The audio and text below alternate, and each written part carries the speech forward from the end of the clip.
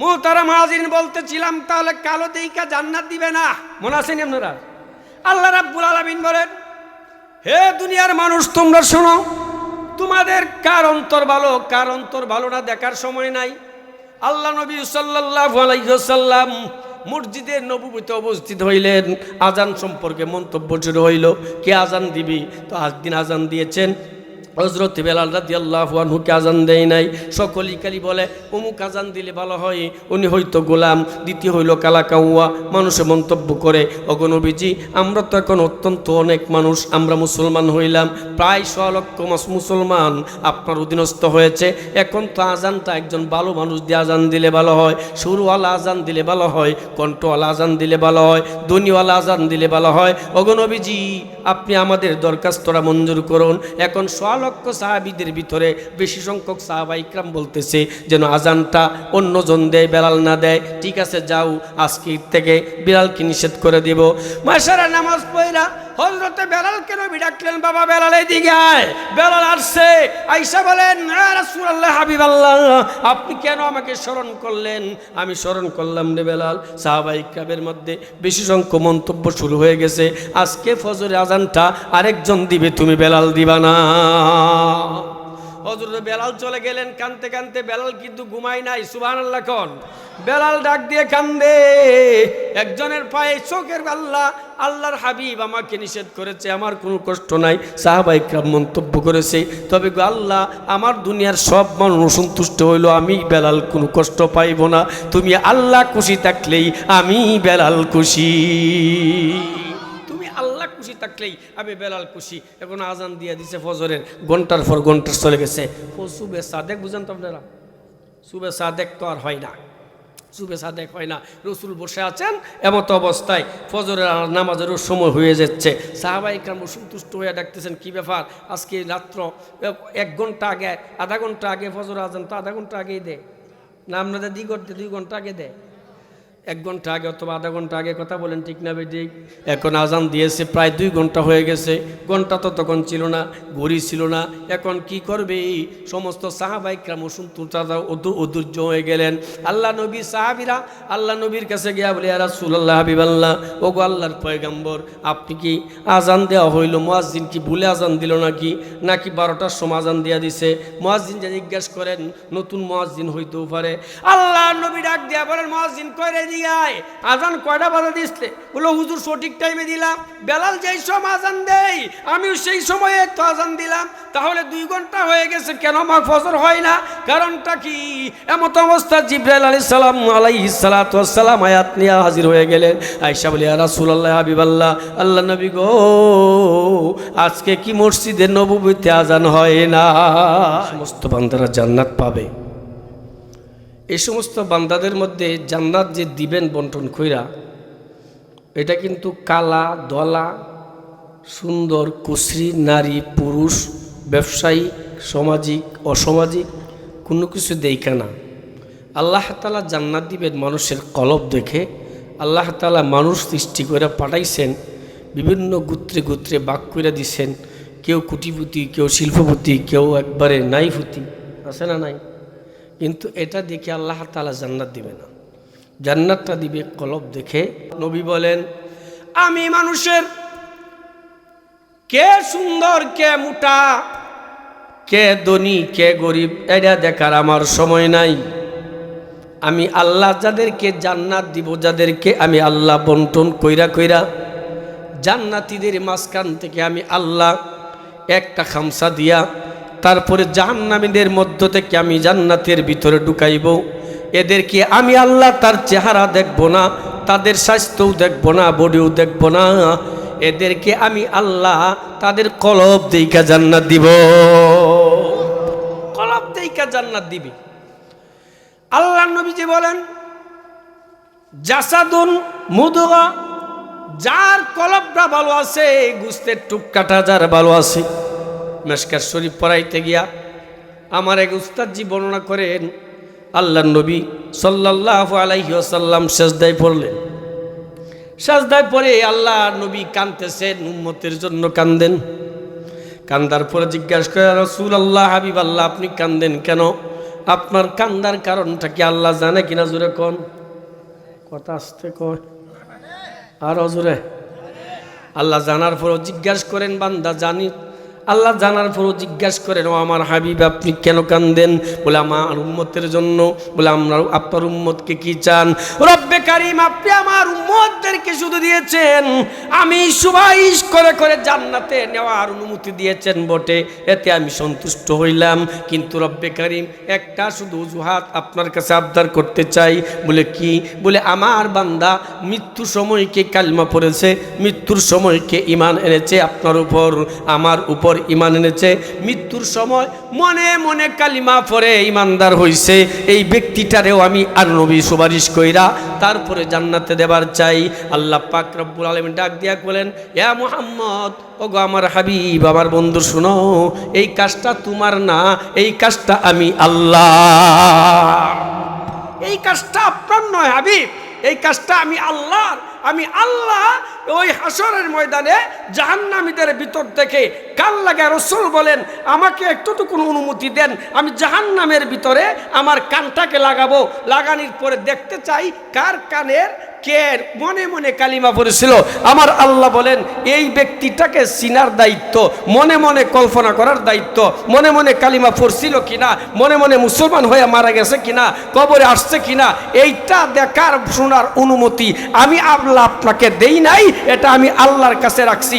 ওগো আমার হাবিব, আমি আপনাকে ওয়াদা দিলাম, আমি জাহান্নামীদের ভিতর থেকে যার কলবটা, যার কলিজাটা, যার অন্তরটা, যার এই মুদগা শরীরটা, এতটুকুন জায়গা যার সুস্থ আছে, কালিমা পড়ছে, মনে মনে কালিমা পড়ছে, তাকে আমি আল্লাহ বিনা হিসাবে জান্নাত দিয়ে দেব। দ্বারা হাদিস দ্বারা বোঝা যায় রসুল মনের কবর জানে। কথা তো কয় না, রসুল মনের কবর জানে। আর হুজুর এখন মনের কবর রসুল জানে না, রসুল মনের কবর জানে না, একমাত্র আল্লাহ জানেন মনের খবর। কে জানেন? আলিমুল গায়েব কে? অথচ আল্লাহ পাক রব্বুল আলামিন বলেন, আলিমুল গায়েব আমি আল্লাহ। কিন্তু ও আমার হাবিব, যত পৃথিবীতে যত নবী রসুল আমি পাঠাইছি, একমাত্র পাঠাইছি আমার ওই কুরআন। আমি প্রত্যেকটা কিতাব দিয়েছি, ঈসা আলাইহিস সালাতুস-সালামের উপরে কিতাব দিয়েছি, মুসা আলাইহিস সালাতুস-সালামের উপরে কিতাব দিয়েছি। তবে প্রত্যেকটা নবীকে আমি আল্লাহ এক একটা গোত্রের জন্য, কোনো নবী একটা গোত্রের জন্য নবী, কোনো নবী একটা এরিয়ার জন্য নবী, কোনো নবী একটা রাষ্ট্রের জন্য নবী। যেমন ধরুন আমাদের কেন্দ্র আটপাড়ার জন্য একটা সিট, কেন্দ্র আটপাড়ায় একটা সিট, এরকমভাবে 365টা বা 67 অথবা 60টা আসন আছে। তাহলে বোঝা গেল এক একটা এমপি এরিয়া ভিত্তিক না পুরা দেশ ভিত্তিক? কথা জোরে কর।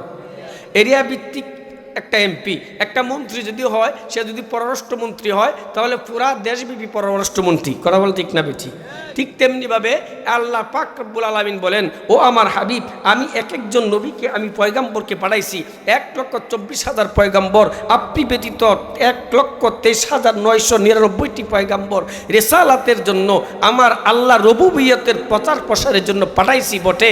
কিন্তু একটা এরিয়া ভিত্তিক, কোন নবীকে একটা দেশ ভিত্তিক, কোন নবীকে একটা গোত্র ভিত্তিক। কিন্তু আমি আল্লাহ, আমি আল্লাহর কোনো এরিয়া নাই।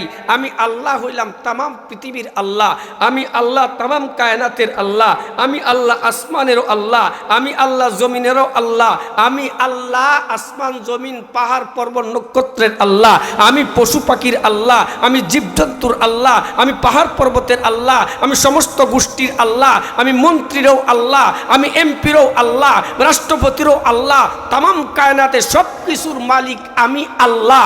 আমি আল্লাহর এরিয়া যদ্দূর, আপনি মুহাম্মদুর রাসূলুল্লাহর এরিয়া তদ্দূর।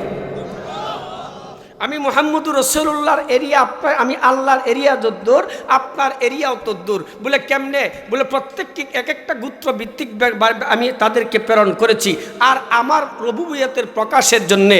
আর আমার নাম আল্লাহ, আমার নাম একমাত্র আল্লাহ। আপনি হইলেন মুহাম্মদুর রাসূলুল্লাহ, আপনার নাম আহম্মদ, আপনার নাম আহম্মদ, আর আমি আল্লাহ আপনাকে আমার নামের সাথে নামকরণ করে মিলাইয়া রাখছি। দেখেন আজানের মধ্যে জবাব দিবেন, যত জায়গায় আল্লাহর নাম তত জায়গায় কথা আসতে কয় মুহাম্মদুর রাসূলুল্লাহ নাম আছে না নাই? আর হুজুর কোন জান্নাতের ভিতরে যাবেন, হযরত আদম আলাইহিস সালাতু ওয়াস সালাম জান্নাতের গেটের মধ্যে গেলেন, যাওয়ার পরে জান্নাতের ভিতরে ঢুকলেন। ঢুকা এমনি দিক সেদিক তাকায় কো আল্লাহ, জান্নাতের গেটটার ভিতরে তাকাইলাম, তাকায় দেখি জান্নাতের বিশাল আকার গেট, গেটের মধ্যে স্বর্ণ আকারে করে লেখা তোমার নামের সাথে আর একটা নাম। ওগো রব্বে কারীম, জানতে চাই ওই নামটা তোমার সাথে পাশের নামটা নামকরণ করেছো উনিকে। একদিন দুই দিন নয়, পৃথিবীতে আসার পরে যেই জায়গায় হযরত আদম আলাইহিস সালাতু ওয়াস সালামের দোয়া আল্লাহ পাক কবুল করেছিলেন, আরাফাতের ময়দানে যারা গেছেন তারা দেখছেন এখন একটা পিলার আছে, পিলারটা 10x10 অথবা একটু বড় হবে। 10x10 বুঝেন তো, 4 তলা ফাউন্ডেশন দিলে 10x10 অথবা 12x12 যে ফিলার, এতটুকু লম্বা ফিলার, উঁচা হবে মিনিমাম আপনার 50 ফিট অথবা সর্বোচ্চ 40 ফিট উঁচু হবে। সেখানে আদম আলাইহিস সালাতু ওয়াস সালাম দোয়া করেছিলেন মসজিদে নামিরার পাশে। সেখানে এখনও আরাফাতের খুতবা দেওয়া হয়। এই জায়গাটা আল্লাহ পাক এই বছর গত 22-এ আমি দেখতে পারি নাই, এই বছর আল্লাহ পাক নিজের চোখে ধুদ্ধর চোখ দিয়ে দেখে আইসি, এটা মিথ্যা বলতেছি না। অনেক উঁচা পাহাড়, সেখানে ওই যে আয়াত নাজিল হয়েছে সেই জায়গার মধ্যে এখানে যে আয়াত বলার সময় নাই, তাফসির করারও সময় নাই, সংক্ষেপে বলতেছি। তাহলে এখানে আল্লাহ পাক রব্বুল আলামিন এর হাবিব মুহাম্মদুর রাসূলুল্লাহ সাল্লাল্লাহু আলাইহি ওয়াসাল্লামেরও বাবা, আপনারও বাবা, আমারও বাবা, কাফেরেরও বাবা, তামাম কায়নাতের সব কিছুর বাবা আদম আলাইহিস সালাতু ওয়াস সালাম জান্নাতের ভিতরে ঢুকছে, ঢুকে ঘোরাফেরা করছে, ঘোরাফেরা করার পরে দুনিয়াতে আসছে। আসার পরে আপনারা জানেন যে নিষিদ্ধ ফল খাইছে, এই কারণে দুনিয়াতে প্রেরণ করছে।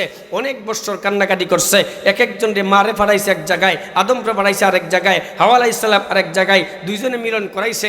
আদম আলাইহিস সালাতু ওয়াস সালাম যেই জায়গায় মিলন হয়েছে এটার নাম আরাফার ময়দান। এই জায়গায় এখনো কুটি আছে। সেই জায়গার মধ্যে যখন গেছেন, যাওয়ার পরে কয় আল্লাহ, তুমি যে জান্নাতের ভিতরে যে ছিলাম, তাকার পরে দেখতাম যত জায়গায় চাইতাম খালি একটা নাম দেখতাম তোমার নামের সাথে। এই নামের সাথে যে তোমার নামটা কি, তুমি তো আল্লাহ ভালো করে চিনি, তোমার আল্লাহ, তুমি ছাড়া কোনো মাবুদ নাই, কুল হুয়াল্লাহু আহাদ আল্লাহুস সামাদ লাম ইয়ালিদ ওয়া লাম ইউলাদ, তুমি আল্লাহ ভালো করে জানি, তবে ওই নামটা কি এটা একটু জানতাম। সুবহানাল্লাহ কইতেন না। আল্লাহ রাব্বুল আলামিন বলে আদম কোন কোন জায়গায় দেখছো?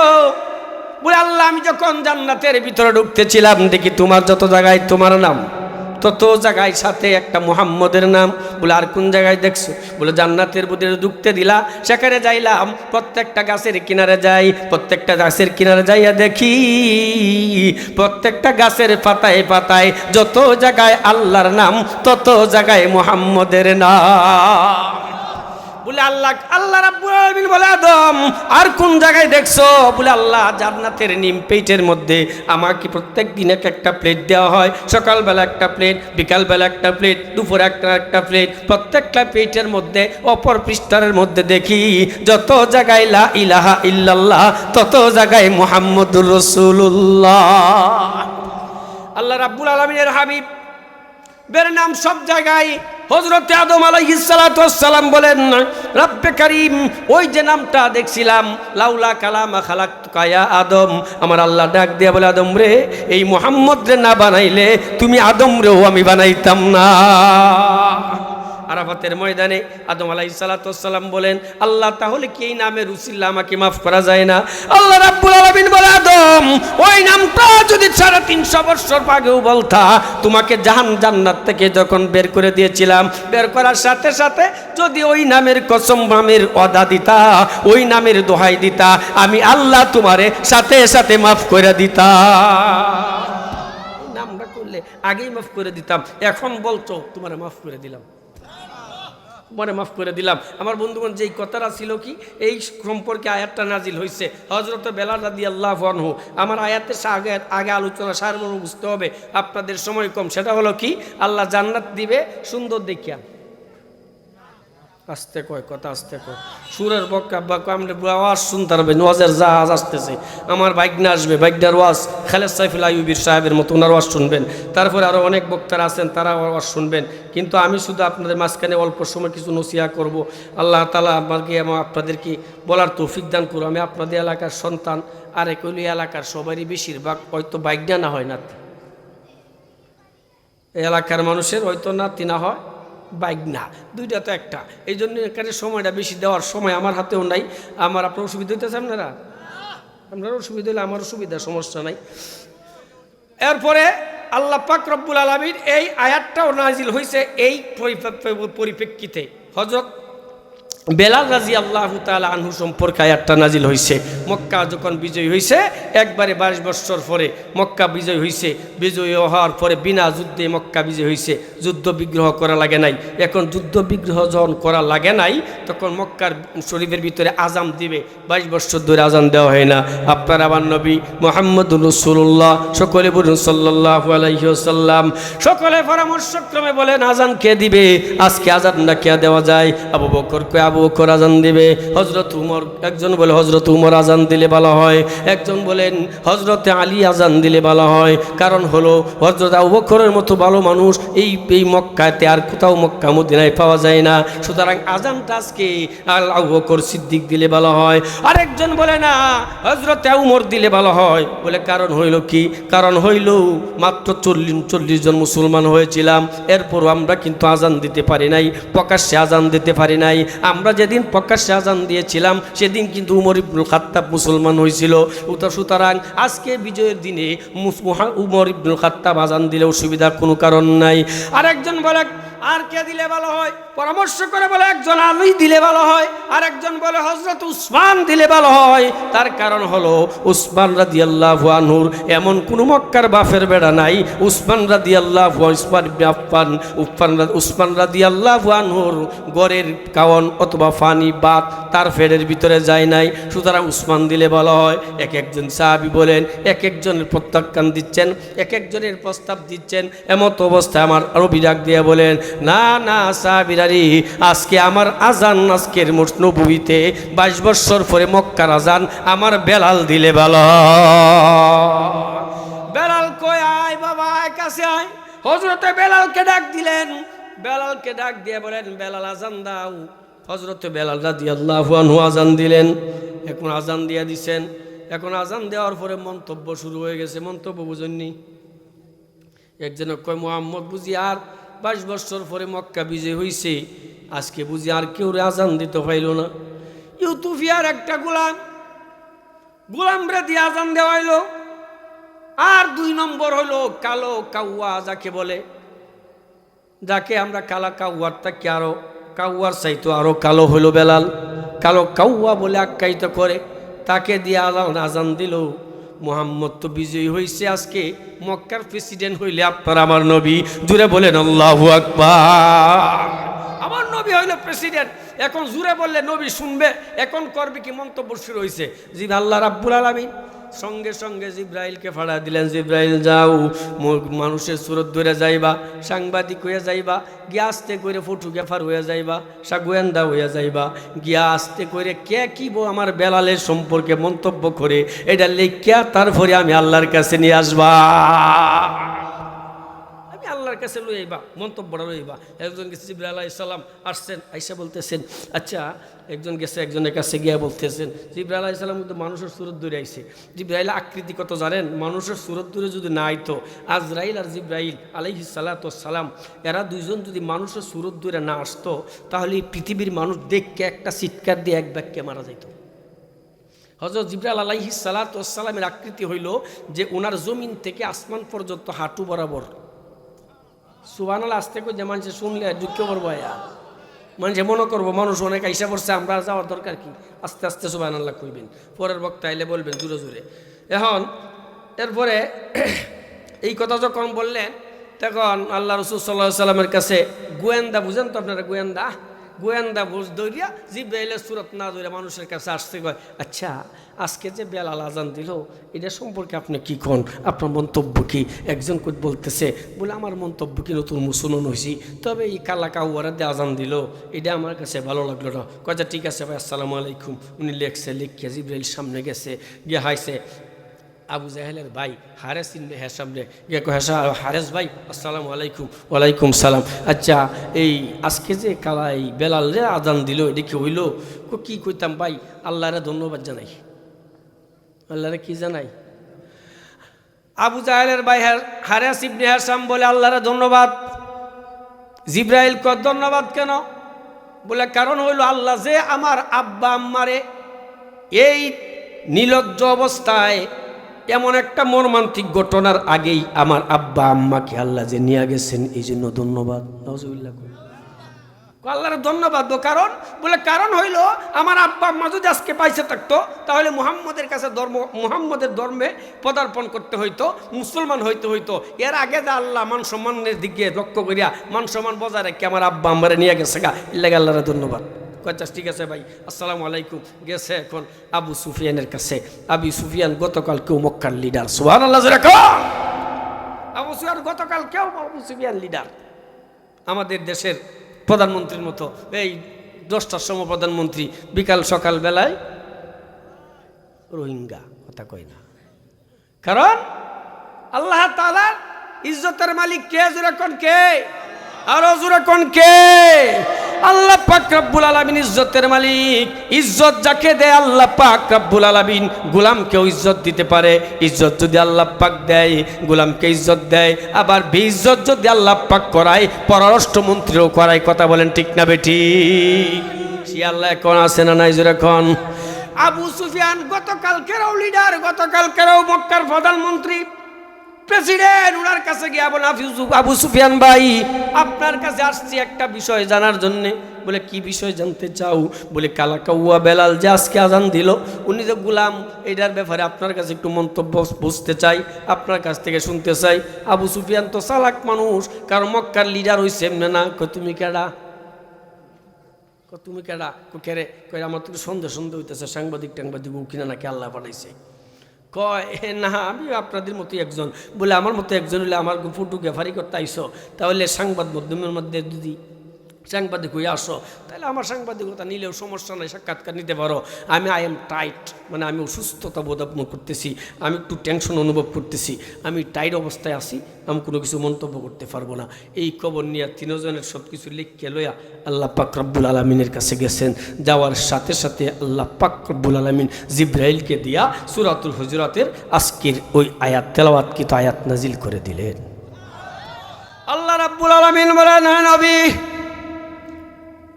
আপনার সাহাবীদের ভিতরে আমি বেলাল সম্পর্কে মন্তব্য করেছে, এই মন্তব্যগুলো আমি আল্লাহর কাছে বলা হয় নাই।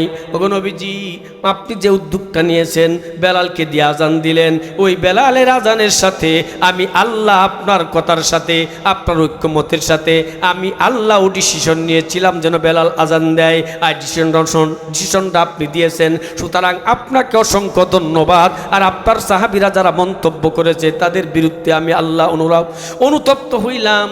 আমি বেলালের প্রতি সন্তুষ্ট, আমি যেটা চাইলাম ওগো নবী আপনিও সেটাই করলেন। সুতরাং আমি বেলালের জন্য সূরাতুল হুজুরাতের 12 নম্বর আয়াত স্পেশাল করে নাজিল করে দিলাম। মুহতারাম হাজিরিন, বলতেছিলাম তাহলে কালো দেইকা জান্নাত দিবে না, মনে আছেন আপনারা? আল্লাহ রাব্বুল আলামিন বলেন, হে দুনিয়ার মানুষ তোমরা শোনো, তোমাদের কার অন্তর ভালো কার অন্তর ভালো না দেখার সময় নাই। আল্লাহ নবী সাল্লাল্লাহু আলাইহি ওয়াসাল্লাম মসজিদে নববীতে উপস্থিত হইলেন। আজান সম্পর্কে মন্তব্য শুরু হইল, কে আজান দিবি? তো একদিন আজান দিয়েছেন হযরত বেলাল রাদিয়াল্লাহু আনহুকে আজান দেয় নাই।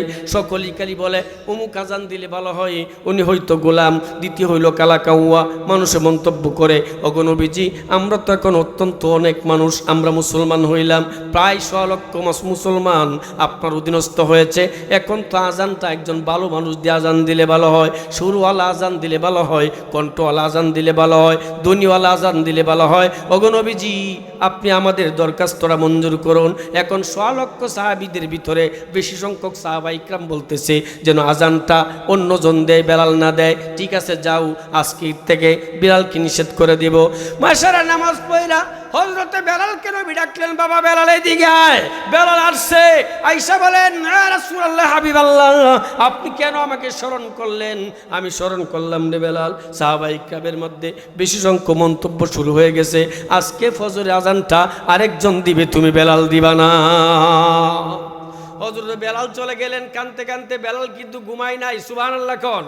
বেলাল ডাক দিয়ে কান্দে, একজনের পায়ে চোখের আল্লাহ, আল্লাহর হাবিব আমাকে নিষেধ করেছে, আমার কোনো কষ্ট নাই। সাহাবা ইকরাম মন্তব্য করেছে, তবে গো আল্লাহ, আমার দুনিয়ার সব মানুষ অসন্তুষ্ট হইল, আমি বেলাল কোনো কষ্ট পাইব না।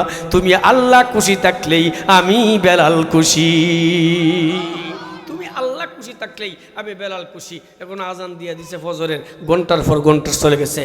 সুবে সাদেক বুঝেন তো আপনারা, সুবে সাদেক তো আর হয় না, সুবে সাদেক হয় না। রসুল বসে আছেন, এমত অবস্থায় ফজরের নামাজেরও সময় হয়ে যাচ্ছে। সাহাবা ইকরাম অসন্তুষ্ট হয়ে ডাকতেছেন, কি ব্যাপার আজকে রাত্র 1 ঘন্টা আগে, আধা ঘন্টা আগে ফজর আজান তো আধা ঘন্টা আগেই দেয় না, আপনাদের 2 ঘন্টা আগে দেয়, 1 ঘন্টা আগে অথবা আধা ঘন্টা আগে, কথা বলেন ঠিক না বেঠিক? এখন আজান দিয়েছে প্রায় 2 ঘন্টা হয়ে গেছে। ঘন্টা তো তখন ছিল না, ঘড়ি ছিল না, এখন কি করবে? সমস্ত সাহাবা ইকরাম অধৈর্য হয়ে গেলেন। আল্লাহ নবী সাহাবীরা আল্লাহ নবীর কাছে গিয়া বলে, ইয়া রাসূলুল্লাহ, হাবিবাল্লাহ, ওগো আল্লাহর পয়গম্বর, আপনি কি আজান দেওয়া হইল, মুয়াজ্জিন কি ভুলে আজান দিল নাকি 12টার সময় আজান দিয়া দিছে?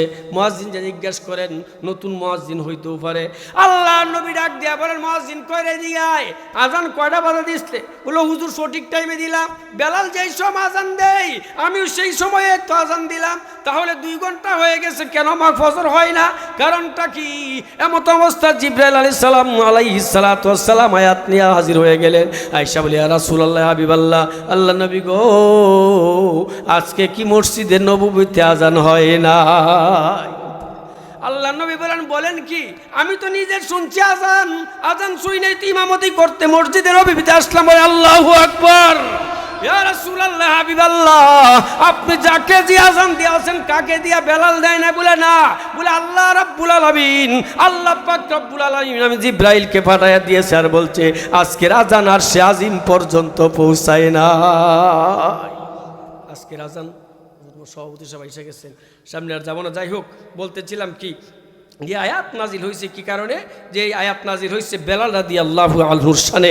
আল্লাহ পাক রব্বুল আলামিন আমাদের সামনে যাওয়ার তৌফিক আর সময় নাই, কিন্তু একটু সর্বশেষ কথাটা হলো, ইয়া আইয়ুহান নাস ইন্না খলাকনাকুম মিন যাকারিন ওয়া উনসা, তোমাদেরকে আমি একই পিত্রার থেকে, পিত্রালয় থেকে, একই পিতার থেকে, তোমার মাতার থেকে এক মাতা, এক মা এবং এক বাবার থেকে সৃষ্টি করেছি, কিন্তু তোমাদেরকে চিনার জন্য কেউ ভুইয়া গোত্র, কেউ খামেজ গোত্র, কেউ আপনার তালুকদার গোত্র, কেউ বংশ, কেউ বিভিন্ন বংশে আমি আল্লাহ পরিণত করছি। কের জন্য?